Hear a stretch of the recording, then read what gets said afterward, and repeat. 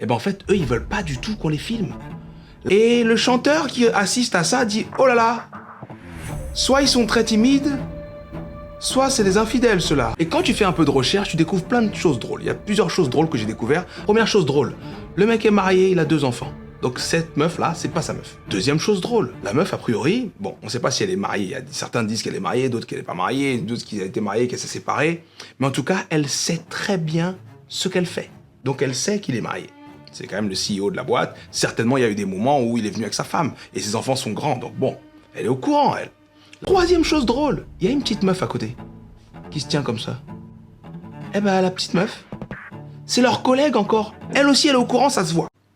Maintenant qu'on sait ça, il faut qu'on se pose une question cruciale.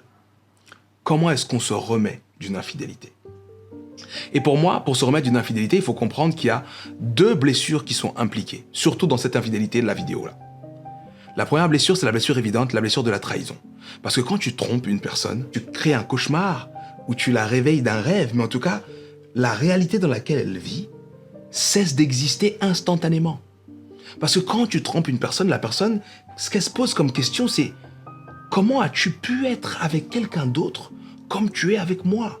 Comment t'as pu le laisser te toucher comme je te touche? Comment t'as pu le laisser te parler comme je te parle? Comment t'as pu le laisser te regarder comme je te regarde? Comment t'as pu lui donner ce que tu m'avais promis de me donner qu'à moi?